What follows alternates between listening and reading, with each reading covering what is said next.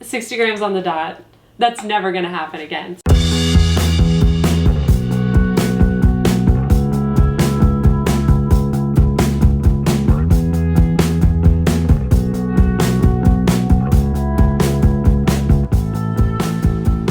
So I don't know if you've ever seen like the Chef's Table Nancy Silverton episode, but she says you have to be slightly obsessed with bread to be a baker. And I definitely feel like I'm deep in my obsessed with bread phase. And this episode has been highly requested, but I never want to give you a recipe that I don't believe is like completely foolproof and that I don't have 100% faith in. So I think I baked every sourdough recipe out there, and then through finding like tweaks and changes and what works for me, I've come up with this recipe, which I think is the lowest amount of effort, the highest amount of reward, and it won't control your weekend. Like, you don't have to plan your entire day around this sourdough recipe. You only really need to plan like 2 hours of your day around it, and then after that you can tweak it and adjust it to make it work for you. First things first, if you're like, sourdough, what? I have a whole episode documenting me making this sourdough starter. She is still alive today. I'm very proud of her. Feel free to check out that video and also how I made this low discard starter. But a sourdough bread is something that is naturally leavened by a sourdough starter. Sourdough starter is a yeasty fermented base of just water and flour that we have naturally allowed to grow and ferment its own bubbles. If you've clicked on this, you probably know that and you're probably interested in learning more, so we can go right into the recipe. So this is not sponsored by King Arthur Flour, however, I really wish it was. I'm pretty brand loyal to their flour, and you do kind of have to be if you want to bake good sourdough bread. All flours are processed differently. Even if they have the same name on the package, they're gonna have different levels of nutrition and protein content. So try to find a brand you like and stick with it. Now, this recipe I've scaled by baker's ratios. Baker's math is very different from normal math because baker's math takes flour and the amount of flour that you're using in the recipe, and it uses it to measure everything else. For example, when I use a certain amount of flour in a recipe, that's what we consider 100% of the recipe. And then all the percentages in the rest of the recipe play off seeing flour as 100%. So to make this easy, if we're making a bread that has 100 grams of flour, that is viewed as 100% of the recipe. And if that recipe calls for 80% hydration or 80% water, that means you'll then use 80 grams of water. So I'm gonna leave grams measurements and percentages below in case you ever want to scale this recipe up or scale it down. This recipe is scaled to fit a home baker's Dutch oven. I just happen to be using this intense one, which we'll talk about later. But it's actually going to be using 300 grams of flour, but a mixture of bread flour, which is a high protein flour, great for bread baking, and whole wheat flour, which is going to give us that like depth of flavor, that really nice color, and also like a little bit more texture. And I am using a scale. There is literally no way, I deeply love you, but there's no way I'm gonna allow you to do this with cups. It's too high risk. Of this 300 grams of flour, 70% of that is gonna be bread flour, so that's 210 grams. Then add the whole wheat flour up till 300 grams. We're at 295, do I risk it? 300. Okay, perfect. Next up, water. Now, temperature does matter with sourdough. It doesn't matter as much as it does when you're working with yeast, because yeast you can really easily kill if your water is too high temperature, and also your water needs to be warm in order to activate yeast. Here, you do want the water to be 90 degrees Fahrenheit. Okay, our water temp is now 90 degrees. On the dot! Nice. Thank you. Doesn't have to be that precise. If it's 91 degrees, I won't be mad at you. I want this to overall be an 80% hydration dough, but we're gonna be adding water later, you'll see more. So we're only gonna start with 78%, which is 234 grams. And I'm going to be pouring this around the edges, which will help me later. What we're doing right now is called Autolyse, which means we're mixing together the water and the flour first, and this will just help us develop some gluten. You do not have to do this step if you don't wanna wait the extra 20 minutes before adding your starter and your salt. I just think it helps incorporate the starter better, and it gives you a stretchier dough to work with. And even though this is a high hydration dough, when you first mix it, you'll be like, this is pretty dry feeling. That is okay. That's another thing that happens with the Autolyse is we're combining the flour and the water, and then we're letting it slacken a bit before we add the starter and then add the salt. And what's cool about salt is salt actually causes gluten to seize up. So we're adding the starter first, then we're gonna add the salt, and that will actually bring the dough together into like a really nice tight ball, and then it'll loosen as we continue to fold the dough. Now you wanna make sure that there are no dry flour clumps. Those are the worst to encounter later. This is the initial mix. Okay, so I'm also covering it with a wet cloth while we wait 20 minutes. If you don't do this, the tops will like turn cracked and it'll be like nearly impossible to incorporate. So make sure you get a wet cloth on it and on top of it. Now, while our Autolyse is like chilling, let's talk starter and when it's ready to use. If you want to see my entire journey of making my first starter, I have a video on that. I will link it below. But this is the starter that I created a few months ago. I fed it this morning around 7:30 and it's now 12:30. So I think starters are ready about 4 to 5 hours after feeding. The telltale sign is that tons of bubbles around the edges, tons of bubbles around the top, and that it's doubled in size. So we're going to be using 60 grams of starter, which is 20% for the recipe, and I'll be combining that in, mixing it, and then combining in the salt later. Okay, so we've now waited about 20 minutes for the flour and water to like slacken up just a little bit. It won't look too different. And then we're just gonna be adding the very bubbly starter. It's my favorite thing to watch because it's just so satisfying. Oh! Oh! 60 grams on the dot. That's never gonna happen again. We're gonna be using the Ken Forkish stretch and fold and pincher method, which is where you take a big handful of the dough, fold it over, rotate, fold it over, kind of encapsulating the starter, and then pinching it to fully mix it in with the dough. So you want to do that with a wet hand, but like a very lightly wet hand, pretty light on the water because you only want to get up to 80% water. So you don't want to be just like scooping in water as you're mixing the dough. We're just using it so that the dough doesn't stick to us. I don't want to give you like an exact number for how many times to do this. It's really until the dough feels relatively smooth and you know that everything's incorporated. That's why we're using our hand for this part, because like it's really about feel. Our goal here is not to like build up any gluten in the dough or build up any structure. Our goal is to just evenly distribute the starter. And then I measured out 6 grams of salt, so that's 2%, and we can go straight into adding the salt. So I sprinkle that evenly over the top. And this, you'll see the dough noticeably tighten as we combine this. So same method as before, where you fold over to combine the salt. And then pinch. The salt, you can see, like really helped tighten the dough up into a pretty cohesive ball. So we're actually just gonna let this hang out for 20 minutes before we actually start doing the folding that builds up the gluten. But that's like the most work that I'm gonna make you do. I just wanna get the starter combined, the salt combined, and then you'll see in 20 minutes how we actually build up the tension and the bubbles and the lamination in the dough.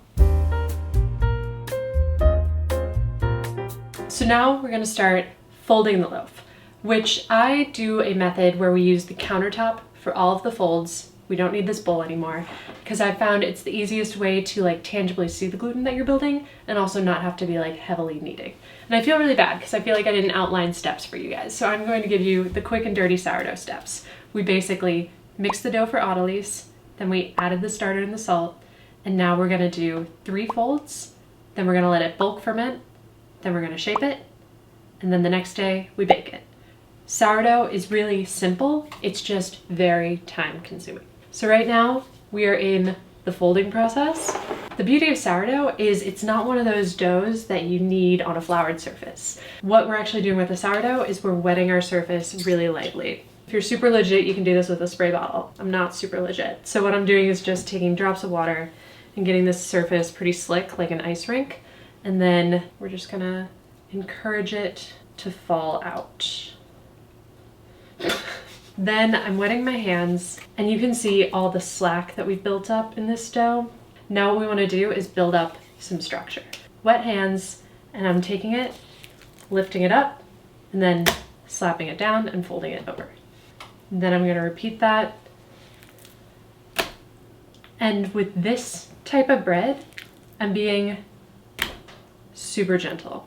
And I don't have a specific number for how many times to do this. Just do it until you feel the dough take on like a really nice shape. And you can see from what we had at the beginning to what we have now, it's changed like immensely. It's gotten so much smoother. You can even see some bubbles on the outside. So what we're gonna do is take a damp cloth, throw it over, wait another 30 minutes. Okay, so 30 minutes later, it's slackened, but you can see that it's much smoother than what we had before. And we're just gonna do the exact same thing. Do this a couple times. Every time we do this, you'll do it a few less times, just enough to help it form. And then another 30 minutes.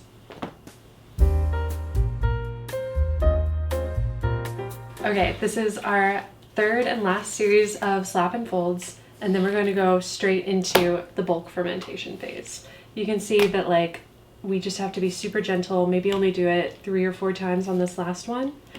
Now I'm using a glass bowl. You want a glass bowl or something that you can see into for the bulk fermentation because you want to see the dough and if it's forming bubbles. And then you just, after your slap and folds, take it and one more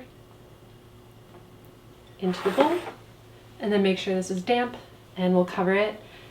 And then we're going to let it bulk ferment at room temperature for about 4 to 5 hours. You can also let this bulk ferment for 24 hours in your fridge. And that you will have to keep an eye on it as well. It depends on the temperature of your fridge, but when you see it also almost double in size and form bubbles, then it'll be ready. But for our purposes, we're gonna do this at room temperature. Okay, it's been about 4 hours later. I would say that you want it to double in size, but mine never quite doubles in size. You kind of have to go by feel. So I'd say it gets about like 1.75 times bigger, if we're getting specific. But if you come and look at what we have going on this one, we have like some bubbles at the surface. You'll see some bubbles around the edges, and it looks kind of like essentially as if the dough like turned into like a whipped version of itself, like slightly just fluffier and more voluminous. That's what you're looking for, and that's when you know it's time to do the pre-shape. So we're gonna pre-shape it first, which is giving it a bit more structure, and then we're going to shape it a second time and put it in a proofing basket, and that'll be for the final proof. Okay, so surface is wet, hands very lightly wet, and we'll dump this out slowly, gently. People always ask me to describe the texture of a dough that you know is like ready after a bulk ferment, and the best descriptor I can give, honestly, like fake boobs. Like you want it to feel like kind of bouncy, kind of aerated, and really like fun to work with. The dough at this point, you do want to be gentle with it. Don't pop any bubbles. You worked really hard for those. And what we're going to do is fold down one, up one, side, side, and then stitch. Stitching itself, you have to learn by watching. I can't explain it to you other than you're trying to get this dough as tight as possible in order to create as many layers of bubbles as possible. So one down, one up. Got a nice little oval thing here. To the side, to the side. And now we stitch, pulling one here, pulling one here. And roll. I also have my bench scraper here. It's the pre-shape, so it doesn't have to be too dramatic. We created like a tight little bubble, and then wet a cloth, put it over the top, and in 20 minutes we'll do the actual shape. Okay, so our pre-shape has rested a bit. You can see the dough has like loosened out, and that's totally fine, totally normal. And now we're going to shape it into the final loaf. And for that you need proofing baskets. I actually have 2 types. This is a circular banneton. I love it very much. It's great for baking in like a traditional Dutch oven. And then this is an oval banneton, which is the one we're gonna be using today. This is a Challenger breadware. It makes me feel really badass. You can also use like a traditional Dutch oven. I've baked so much bread in this. It's a 3.5 quart Dutch oven. So now that I've explained your options, and we can start flouring our surface. So first I want to get a really liberal coating on the banneton. That was my sad attempt at a French accent. This you want to coat really, really well because this is going to be sitting in it overnight. And overnight, since this is a high moisture bread, it will be releasing a lot of moisture, and the last thing you want it to do is stick to your proofing basket. I'm gonna flour the top of this and then also flour my work surface and use this bench scraper to kind of aid. Now the second shaping, we wanted to get it as tight as possible, and we're kind of just reinforcing what we did during the first shaping. Alexa, stop. You can see it's got fake boob texture. I wasn't kidding when I said fake boob texture is the way to do it. Since I reinforced everything and rolled it into this with the seam facing down, we're gonna flip it over and do that again. So just repeating what we did earlier. Big flip. Got all this slack, pulling it out into a big pliable rectangle. So this on top of this on top of this, stitch it, and then roll it. So one over. Again, I learn more and more every time I bake a loaf of bread, but you can see these bakers who they just stitch quick like maniacs, and I'm just always so impressed. So you stitch and then roll while tucking in. Pull in that seam. You really want that seam to stick. You cannot tell me it's not a fake boob. You can see the roll on the edges. I like to pinch and tuck. And then you just take your hands and continue to pull it back to tighten that seam. It's looking really cute. Now this feels really good. It feels really tight. And to reinforce this seam even further, I have some sesame seeds. This is not mandatory. It is just super helpful. What I'm gonna do is pull this seam towards me with the bench scraper, flip it over onto my hand, toss the seam in sesame seeds, flip back, and then place in our baton. Adding more flour on the top because you don't want it to stick as you proof overnight. And it's so small and so cute. You don't want it to be too big yet. We're gonna let it proof for 12 hours in the fridge. So, in a perfect world, it is 12 hours later and you have let your loaf sit in the fridge overnight. We're being a little sneaky because we're filming this all in one day. So this is actually a swap, but same principles apply. This has been sitting in my fridge for 12 hours. We took it out right before we started preheating our Dutch oven. So my oven is at a toasty 500 degrees and the Dutch oven's been in there through the whole preheating process, and then we also left it in there another half hour so it gets scalding hot. The reason you want your Dutch oven to be preheated in this way and so hot is you want to create steam when you put the loaf into it, and that steam hits the loaf, creates a huge explosion of the yeast and of all the air bubbles in the bread, and it creates what we call an oven spring, where the bread just expands so quickly and gets most of its rise within the first 5 minutes of baking. That's why we bake it covered, and then we switch to baking with the lid off. I like to take my loaf out while my oven's preheating and let it proof another hour before I score it and then put it in the Dutch oven. So people always ask me, how do I know when a bread is fully proofed and ready to bake? Best way to do it is through the proof test. You just poke a finger in the bread. If it bounces back all the way, it's a little overproofed. If it doesn't bounce back at all, it still needs a few minutes. And if it makes an indent and then bounces back about half of the way, that means it's ready to bake. Let's do a quick proof test. Press in, bounces back about halfway. This feels like a perfect sourdough. So to put it on this parchment paper, I'm gonna flip it out and then flip it back. There we go. It's looking really good to me. I'm gonna dust off a bit of the excess flour. Now I have a razor here to score this. You can use a sharp knife if that's all you have. Most razors also come on little hooks. I am really metal and I don't use that. And so then we're just gonna do one long score down it.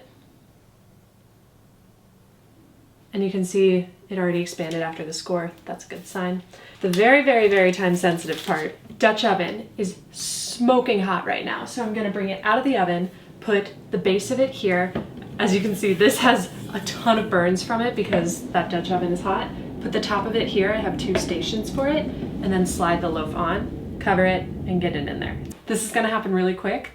Always try to do this as fast as possible because you wanna capture that heat. So let's do it. Again, scorching hot. So then, our loaf, cute. This always makes me feel so metal. And people always ask me why I'm not doing this for an Instagram video. Could you imagine me doing this for an Instagram reel? Impossible. And then we just time it for 20 minutes and then we'll see if we've made good bread. Moment of truth. Our timer went off. Also, my strength is waning. And now we see if we made good bread. She's perfect. To demonstrate like what to me really constitutes like an amazing sourdough is if you get a big puff from where you scored it, that's what we call the ear. And the more heated that your Dutch oven is and the more tension that you've built up in the loaf, the better the ear will be. So this loaf has a beautiful shape. She's really cute. She's not as dark as I want her to be, so what we do is then we move her to another sheet pan and bake uncovered for like another 10 minutes at 450.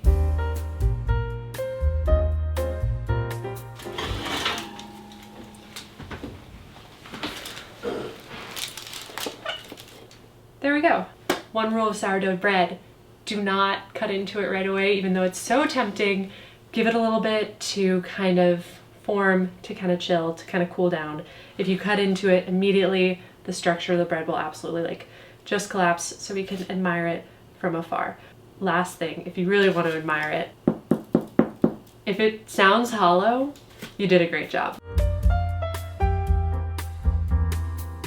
Okay, Walter the guest star has come because this is the very important moment where we actually cut into this bread. We've given it like not a lot of time to rest, maybe 20 minutes, but I can no longer wait.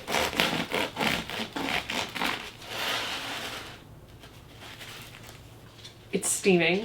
It's beautiful. You see how there are like humongous big bubbles here and it kind of is in like a semicircle motion? That's because of the folding and all of the shaping that we did. And then you see how we still have dense pockets of bread here. Those are going to be super chewy because of all the gluten we've built up. But we still have these big pockets of air that create this amazing spring back. It's just going to be so chewy, so filled with flavor because we have the whole wheat flour, we have the bread flour there. I am so proud of this loaf. It only took me like 43 to 50 tries of making sourdough to perfect this recipe, but I promise you it is foolproof. It is easy. There are different tips and ways that you can build your day around it. It doesn't have to be like super intense or super scary. You just need to be sure to follow like a few steps. So I'll have everything linked below along with the recipe, along with the starter recipe. And guys, I'm so excited. Just like thank you in general for coming with me on this sourdough journey. Next stop, cinnamon rolls. So like and subscribe if you want to be here for that. Otherwise, I just like deeply appreciate you being here for the bread recipe that I promised for so many weeks. And I hope to see you in the next video.